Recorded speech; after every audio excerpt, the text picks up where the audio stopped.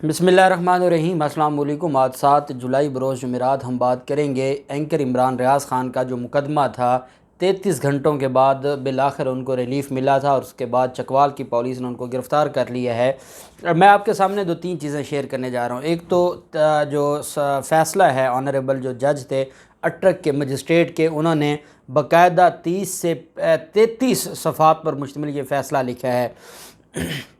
Detail फ़ैसला है और ये ज़मानत नहीं हुई, डिस्चार्ज किया है, मतलब केस खारिज कर दिया है।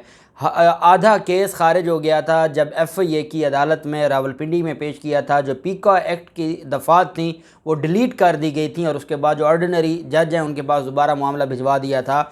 उन्होंने रात 12:30 बजे ये समाअत शुरू हुई और सुबह 4:30 तक ये समाअत जारी रही और उन्होंने फ़ैसला लिखवाया। और ये भी अपनी तारीख़ का और अपनी नौइयत का एक अनोखा केस है जिसमें पूरी रात जज बैठा रहा और उसने रिहा होते हुए और रिहा करके ही वो उठा है अपनी कुर्सी से। एक तो मैं उस जज साहब को सलाम पेश करता हूँ कि आपने जिस तरीके से क्योंकि पूरी कौम आपकी तरफ देख रही थी। मुझे अभी किसी दोस्त ने कहा है कि आपको यूट्यूब के ऊपर लोग सुनते हैं और आप अपना जो प्रोफेशन है जजेज़ हैं वहाँ पर जो निज़ाम है, फिर हमारे प्रोफेशन में जो काली भेड़ें हैं, इनके ख़ात्मे के लिए कुछ करें। मैं अक्सर ये बात करता रहता हूँ कि काफ़ी बेहतरी आ रही है, जो यंगस्टर्स हैं उनमें काफ़ी चीज़ें तब्दील हैं, वो उस तरह टिपिकल नहीं हैं जैसे हम देखते हैं माजी में हमारे जो बड़े थे, जो उनका रवैया था, जिस तरीके से वो क्लाइंट्स के साथ पेश आते थे, जजेस के साथ पेश आते थे, पुलिस वालों के साथ पेश आते थे। चीज़ें बेहतर हो रही हैं, लेकिन ये इतना बड़ा कबाड़ है और ये मैं आपको बता दूं प्री प्लान तरीके से इन शोबों को तबाह किया गया है। इसके ऊपर अगलों ने इन्वेस्टमेंट की है। ये जरदारी ख़ानदान और शरीफ ख़ानदान सबसे बड़ा बेनिफिशरी है वकालत के शोबे को तबाह बर्बाद करने का, क्योंकि इन्होंने वो जो सियासत थी, बार की साफ़ सुथरी सियासत थी, पाकिस्तान बनने से पहले भी हर साल इलेक्शन होता था बार का, और कायद आज़म जैसे लोग, अल्लामा इकबाल जैसे लोग इस प्रोफेशन और इस सियासत के साथ जुड़े हुए थे। इतना गंदा कर दिया उस सियासत को कि वो माफियाज की सियासत बन गई और या उसके बेनिफिशरी जरदारी ख़ानदान था या शरीफ ख़ानदान था। उन्होंने वकला की जो बार काउंसिल्स और बार एसोसिएशंस थी जो पूरी दुनिया में रूल ऑफ लॉ के लिए खड़ी होती हैं। मैं आपसे पूछता हूँ, एंकर इमरान रियाज़ खान के साथ इतना कुछ हुआ है, किधर गए सुप्रीम कोर्ट बार एसोसिएशन और एहसन भून साहब? किधर हैं पंजाब बार काउंसिल और पाकिस्तान बार काउंसिल? किधर गया रूल ऑफ लॉ? कहाँ गई आपकी वकालत? कहाँ गया आपका आइन? कहाँ गई आपका इंसाफ? कहाँ गया आपका रूल ऑफ लॉ और जस्टिस सिस्टम? ये होता रहा है एक अदालत से दूसरी अदालत, दूसरी अदालत से तीसरी अदालत, अगले को सिर्फ डिस्चार्ज करने के लिए जो 1 घंटे का काम था 33 घंटे अदालतों में जलील होना पड़ा। और उसके बाद जब अदालत ने उसको बेइज्जत बरी किया तो वो फिर देखता होगा इस निज़ाम की तरफ कि कैसा निज़ाम है कि जहां मुझे 33 घंटे जलील किया और उसके बाद कहा जिसके खिलाफ तो केस ही नहीं बनता। तो ये एक बहुत सवालिया निशान है हमारे निज़ाम पर और इसका जवाब तो हमारे बड़ों ने देना होगा। अब मैं आ जाता हूँ पहले कि इमरान रियाज़ खान का फ़ैसला और फिर उसका अगला सलूशन क्या है वो भी मैं आपके साथ शेयर करूँगा। एक तो कुछ दोस्तों ने ये सवाल पूछा कि जब मुद्दई जो मुरीद ख़ान है वो था नहीं तो सरकारी वकील कैसे पेश हो सकते हैं? हमारा जो क्रिमिनल लॉ है उसकी स्कीम ये है कि जो क्राइम है, जो ऑफेंस है, वो हमेशा स्टेट के ख़िलाफ़ होता है, मुद्दई का जिक्र नहीं होता। मुद्दई हमेशा रियासत होती है क्रिमिनल केसेस में। वो आम केस भी हो तो वो सरकारी वकील और प्रोसिक्यूटर ने ही उसको लेके चलना होता है। मुद्दई का वकील साथ ज़रूर होता है, लेकिन मुद्दई की तरफ से अगर कोई दरख्वास्त जाती है अदालत में तो जब तक प्रोसिक्यूटर की तरफ से दरख्वास्त ना जाए डायरेक्ट मुद्दई का प्राइवेट वकील दरख्वास्त भी नहीं दे सकता। तो वो हमेशा एक तरीक़ाकार है, वो कोई इस केस के लिए अलग नहीं है। हाँ, ये ज़रूर है कि आम केसेस में हम देखते हैं कि सरकारी वकील इतनी टेंशन नहीं लेते, इतना नहीं पेश होते, इतनी मगजमारी नहीं करते, लेकिन ये स्पेशल केस था और मैं ये समझता हूँ कि जिनको लगता था कि एंकर इमरान रियाज़ खान को हम गिरफ़्तार करेंगे उनका सॉफ्टवेयर अपडेट हो जाएगा, यहाँ तो वो अपग्रेड हो गया है उसका सॉफ्टवेयर। और जो जिस तरीके से लोग उनके साथ खड़े हैं, जिस तरीके से मीडिया खड़ा है, सोशल मीडिया पर सिर्फ एंकर इमरान रियाज़ खान सबको नज़र आ रहा है। गरीदा फ़ारूकी कहती हैं यूट्यूबर्स के ऊपर इल्ज़ाम लगाते हुए या तंज़ करते हुए कि अब किधर हैं वो, जिहाद किधर है? तो गरीदा फ़ारूकी को पता होना चाहिए कि यूट्यूबर्स एक एक लम्हा से, उनके केस के हवाले से एक एक लम्हा से लोगों को इन्फॉर्म कर रहे हैं, लोगों को बता रहे हैं। पूरी कौम को पता है कि एंकर इमरान रियाज़ खान का जो केस है वो क्या है। लोग हमें दुआएं दे रहे हैं کہ آپ کا بھلا ہو، آپ ہمیں انفارم کر رہے ہیں۔ مجھے صبح بھی ایک جو ریٹائرڈ میجر صاحب تھے ان کی کال آئی، بڑے خوش تھے، انہوں نے کہا کہ میں رات کو 2 بجے تک آپ کے ٹویٹر پر بیٹھا رہا اور میں دیکھ رہا تھا، آپ ہمیں انفارم کر رہے تھے۔ تو یہ جو چیزیں ہیں، اب دنیا، صدیق جان کو آپ دیکھ لیں، ہمارا بھائی ہے، وہ وہیں موجود ہے، وہ کل سارا دن بھی، ساری رات بھی، آج بھی وہ وہیں ہوگا۔ تو یہ جو چیزیں ہیں یہ بتاتی ہیں کہ یہ معاملہ آپ کے ہاتھ سے نکل گیا ہے، آپ کا جو سافٹ ویئر تھا وہ اپڈیٹ کوئی نہیں ہوا، وہ اپ گریڈ ہو گیا ہے، اور اس طرح یہ چیزیں، اب پہلے جو خوف تھا نا گرفتار ہو جائیں گے، کیا ہو جائے گا، ہتھکڑی لگ جائے گی، تھانے لے جائیں گے، جیل لے جائیں گے، اب وہ چیزیں بھی ختم ہو گئیں، لوگوں نے دیکھ لیا اچھا یہی تھا، یہی میکسیمم تھا نا، بس اس کا تو کوئی مسئلہ نہیں ہے۔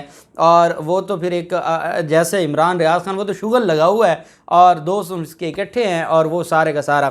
اب جو عدالت ہے انہوں نے، میں آپ کو ایک بات بتا دوں، جب مقدمہ درج ہوتا ہے تو مقدمہ درج ہونے کے بعد 2 طریقے ہوتے ہیں اس کو خارج کرنے کے، اب 3 بھی کہہ سکتے ہیں۔ ایک تو جو تفتیشی افسر ہوتا ہے اس کے پاس یہ اختیار ہوتا ہے کہ وہ کسی کو بے گناہ کر کے اس کی حد تک پرچہ خارج کر دے، ایف آئی آر ہونے کے بعد تفتیش کرے اور تفتیش میں کہے جی کہ اس کے خلاف کیس نہیں بنتا، وہ اس کو خارج کر دے۔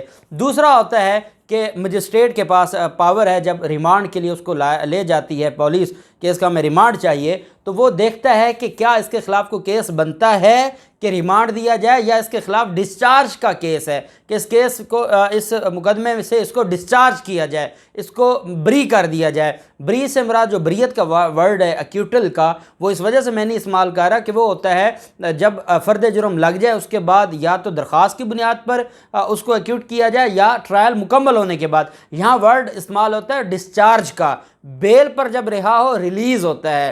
جب مقدمے سے مجسٹریٹ یا متعلقہ انویسٹیگیشن آفیسر اس کو فارغ کر دے، اس کو ہم کہتے ہیں ڈسچارج ہو گیا۔ جب ٹرائل کے بعد یا دوران ٹرائل ایکیوٹل اپلیکیشن میں ایکیوٹ ہو تو ہم کہتے ہیں وہ ایکیوٹ ہو گیا، بری ہو گیا۔ تو ان کو جو ہے وہ جو جج تھے اٹک کے، انہوں نے لکھا ہے کہ ان کے خلاف جو مدعی تھے وہ ایگریوڈ پارٹی نہیں تھے، انہوں نے لکھا ہے کہ ان کے خلاف جو کیس تھا یہ جلد بازی میں کیس بنایا گیا ہے۔ انہوں نے کہا کہ جو دفعات لگائی گئی ہیں وہ اور جو contents of F I R ہیں وہ آپس میں ان کا کوئی میل نہیں ہے، اور جو اوفینسز ہیں وہ سارے وہ اوفینسز ہیں، ایرریلیونٹ اوفینسز لگائے گئے ہیں۔ کچھ اوفینسز ایسے ہیں جن کے اوپر عدالتوں کی ججمنٹس آ چکی ہیں کہ وہ نہیں لگائے جا سکتے۔ انہوں نے ایک اوفینس کا پوسٹ مارٹم کیا ہے کہ دفعہ یہ لگا ہے، اس دفعہ کے تحت کیا اس ایف آئی آر میں ایسی کوئی بات تھی کہ یہ دفعہ لگتا، یہ دفعہ لگتا، یہ دفعہ یہ اوفینس لگتا، یہ اوفینس۔ انہوں نے ایک سیکشن کو ڈسکس کیا ہے، اور وہ سارا کچھ ڈسکس کرنے کے بعد انہوں نے کہا کہ اینکر عمران ریاض خان کے خلاف جو کیس ہے وہ نہیں بنتا، اینکر عمران ریاض خان کو ڈسچارج کرتا ہوں۔ انہوں نے اس کیس سے ڈسچارج کر دیا۔ اب مجھے بھی پتہ تھا وہاں پر، جو ہم تو پولیس کو دیکھیں نا بڑا قریب سے جانتے ہیں، ہمیں تو ان کے مائنڈ کا پتہ ہے کہ یہ ایک مقدمے سے دوسرے مقدمے میں، دوسرے مقدمے سے تیسرے مقدمے میں یہ ایسا کرتے ہیں۔ اب میں نے جو میاں صاحب کو پیغام بھجوایا ہے، میاں اشفاق علی صاحب، وہ ایک اچھے وکیل ہیں، لیکن ایک چیز میں کل سے کہہ رہا ہوں کہ میاں صاحب اگر وہاں پر اینکر عمران ریاض خان کے ساتھ ہیں اور مجسٹریٹ کی عدالت میں ہیں، ان کا ایک وکیل بیٹھا ہو پنڈی بینچ میں لاہور ہائی کورٹ کے، ایک بیٹھا ہو لاہور ہائی کورٹ جو پرنسپل سیٹ ہے، آپ نے دیکھا ہوگا حلیم عادل شیخ کو گرفتار کیا، گرفتاری کے بعد باقاعدہ مجسٹریٹ کے سامنے پیش ہونے کے بعد ان کی گرفتاری کو غیر قانونی قرار دیا ہے عدالت نے۔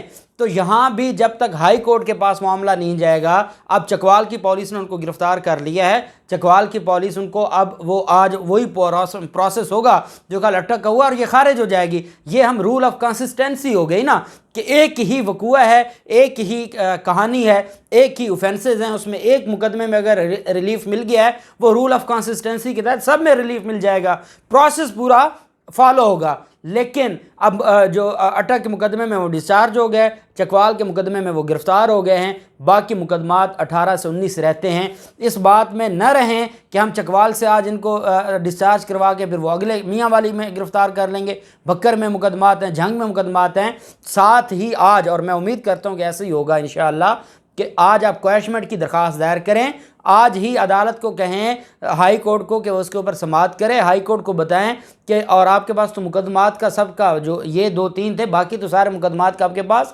ریکارڈ آ چکا ہے کہ جناب ان ایف آئی آرز کو سسپینڈ کیا جائے، یہ ایک ہی وقوعے کی ایک سے زائد FIR، یہ آئین پاکستان کے فنڈامنٹل رائٹس کے خلاف ہے، یہ جو ضابطہ فوجداری کا پرنسپل ہے یہ اس کے خلاف ہے۔ اس پر نہ صرف وہ کویشمنٹ پر ان جو FIRs ہیں ان پر کارروائی روک دیں گے، جب تک ہائی کورٹ ایک آرڈر دے کے ساری FIRs پر کارروائی نہیں رکواتی تب تک یہ ذلیل کرتے رہیں گے، ایک تھانے سے دوسرے تھانے، دوسرے تھانے سے تیسرے تھانے۔